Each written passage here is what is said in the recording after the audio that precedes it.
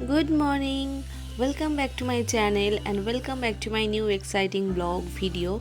আজকের দিনটা ভীষণই শুভ আর আজকের দিনটা হচ্ছে মহালয়া। পিতৃপক্ষের অবসান আর দেবী পক্ষের কিন্তু সূচনা আজ থেকেই শুরু হয়ে যায়। আর আজকে থেকেই কিন্তু আমাদের বাঙালিদের মনে প্রত্যেকটা দিন দুর্গাপুজোর আমেজ নিয়েই কাটে। যাই হোক, আজকে কিন্তু সকাল সকাল উঠে গেছি, যেহেতু মহালয়া ছিল। আমার পুচকে বাবি তো একদম 1টার সময় ঘুম থেকে উঠেছে আর 2:30টার সময় ঘুমিয়েছে। যেহেতু ও একদম ছোট, তাই তাড়াতাড়ি করে উঠে ওকেও আজকে একটু মহালয়া শুনিয়েছি। এখন প্রায় 7:30 বাজে।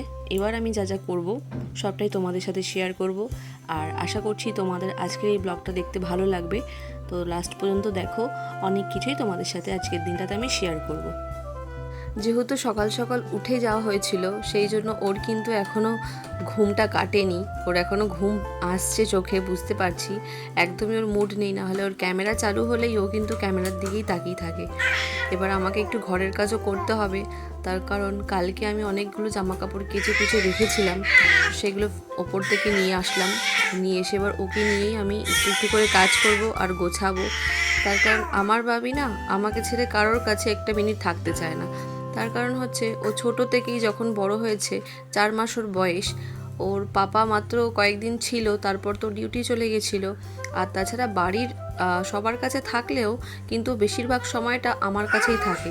সেই জন্য আমাকে এত ভালো করে চিনে নিয়েছে যে কিনা ও আমাকে ছাড়া একদমই থাকতে চায় না।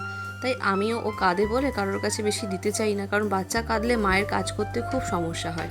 তাই আমিও চেষ্টা করি যাতে সময়টা ওর সাথেই বেশি কাটাই, আর ও যাতে আমাকে খুব ভালো করে চেনে। যেহেতু বাবির পাপা পুজোতে ছুটি পায়নি, সেই জন্য বাবির পাপা এখনও আসতে পারেনি। বাবির পাপা আসবে পরের মাসে, মানে হচ্ছে নভেম্বরে। ছট পুজোর সময় বাবির পাপা আসবে। আর তাই আমার পুজোটাও সেরকমভাবে স্পেশাল হয় না প্রত্যেকবারই, কারণ ওর বাবাকে ছাড়া আমার কোনো কিছুই কাটাতে ভালো লাগে না। তো কী আর করা যাবে, এখন ছোট্ট বাচ্চা হয়ে গেছে, বাচ্চাকে সামলে সব কিছু সামলে নিজেকে নিয়ে সব কিছু এনজয় করতে হবে। যাই হোক, তোমাদের সাথে কথা বলতে বলতে আমার তো ঘরের কাজ মোটামুটি হয়েই গেল।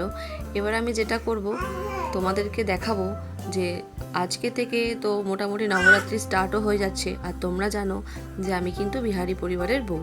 তো নবরাত্রি যেহেতু আমার বাড়িতে হবে, তো সেই জন্য ঘরের সমস্ত কিছু পরিষ্কার হয়ে গেছে, সমস্ত দেওয়াল ঝেড়ে একদম ঘর বাড়ি চকচকে হয়ে গেছে। তো আমিও সেই জন্য ঠিক করেছিলাম যে নিজের রুমটাকেও একটু পরিষ্কার করব, কারণ ছোট বাচ্চাকে নিয়ে আমি অতটা কিছু করতে পারি না, তাও চেষ্টা করি। তো এখন যেটা করব সেটা হচ্ছে আমি বাবিকে তেল মাখাবো। কয়েকদিন আগে আমার বাবির খুব ঠান্ডা লেগেছিল। ঠান্ডা লাগার কারণে আমি তো ভীষণ ভয় পেয়ে গেছিলাম। যেহেতু আমি একা একা ওকে নিয়ে থাকি, তাই জন্য আমার একটু চিন্তাই হয়, কিছু হলেই মনে হয় কি করব। আর সেভাবে তো কেউ নলেজ মানে বুদ্ধি দেওয়ার লোকও নেই। যতটুকুনি জানতে পারি মায়ের কাছ থেকেই জানতে পারি। তাই ওকে নিয়ে আমি চলে গেছিলাম ডাক্তারের কাছে। কিন্তু যে ডাক্তারকে ওকে আমি দেখাই, সেই ডাক্তার বলল যে ওকে এখন কোনো রকম প্রেসক্রাইব করা যাবে না ওষুধের, কারণ ও এখন অনেক ছোট। তো সেই ক্ষেত্রে আমার একটু ভয় হয়েছিল যে আমি কী করে সবটা হ্যান্ডেল করব। কিন্তু কিছু টোটকা আমি শাশুড়ির থেকে জেনেছি যে ঠান্ডা লাগলে, সর্দি হলে কী করে বাচ্চাদেরকে ঠিক করে।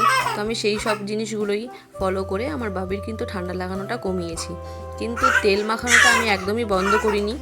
প্রথমে যখন ঠান্ডা লেগেছিল তখন আমি ওকে সর্ষের তেল মাখাচ্ছিলাম, রসুন দিয়ে, কালো জিরা দিয়ে। আর এখন কিন্তু আমি জনসন তেলটাই মাখাই, যেহেতু ও ছোটো থেকেই জনসন তেলটা ইউজ করে এসছে, তো সেই জন্য সেটাই ওকে মাখাই।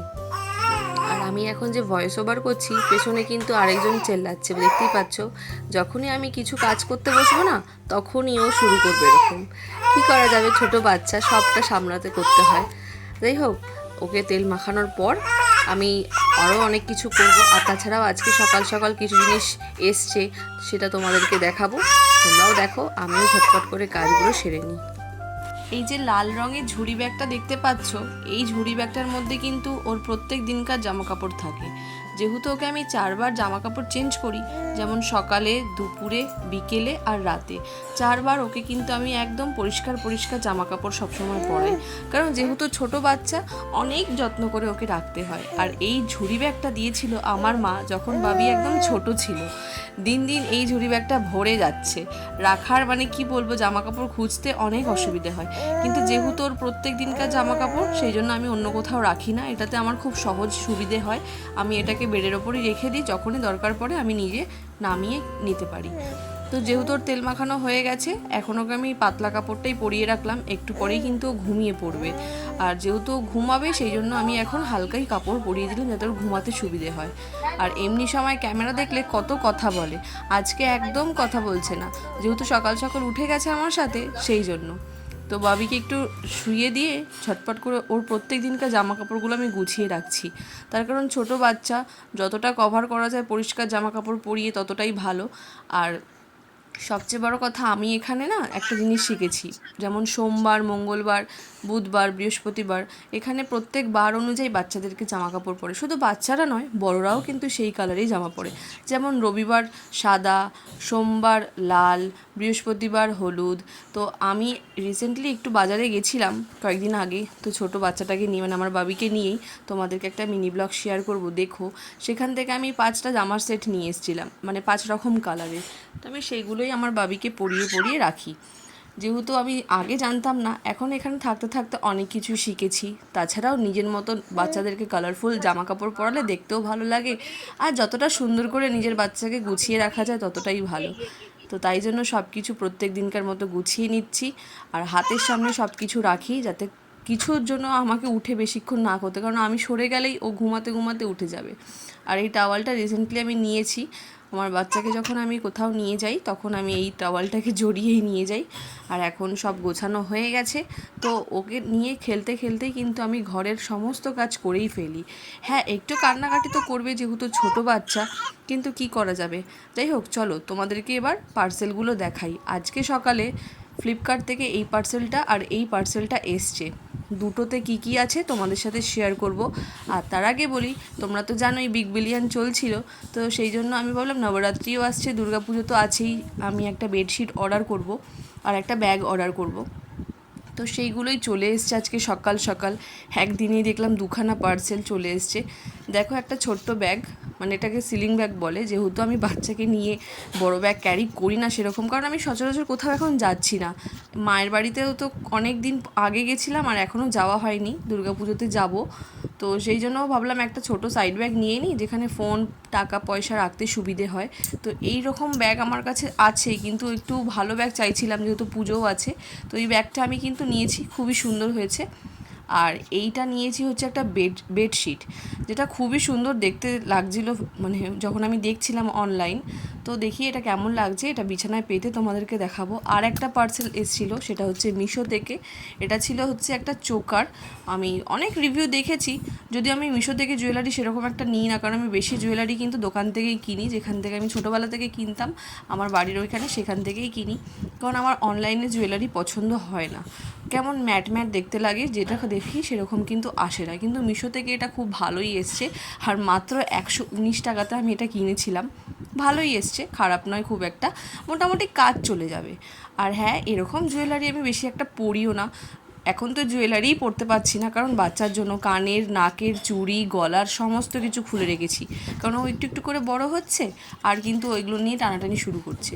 তো সেই জন্য খুলে রেখেছি, পুজোর সময় যদি পরি নাহলে কোনো গেট রেডিতে ইউজ করে নেব। আর তোমরা কিন্তু অবশ্যই জানিও যে তোমাদের গেট রেডি ভিডিওগুলো কেমন লাগছে, দুর্গাপুজোর লুকগুলো কেমন লাগছে। তো সব তো হয়েই গেল, এইবার তোমাদেরকে দেখাই হোম ডেকোরেশনের। মিশো থেকে খুব কয়েকদিন ধরে দেখছিলাম হোম ডেকোরেট করার জন্য, তো আমি একটা এরকম সিলিং র্যাক নিয়েছি, যেটা খুব সুন্দর লেগেছে। আর এই যে পাতাটা দেখতে পাচ্ছ অরেঞ্জ কালারের, এটাও কিন্তু আমি মিশো থেকেই নিয়েছি, মাত্র 100 কত টাকা নিয়েছিল।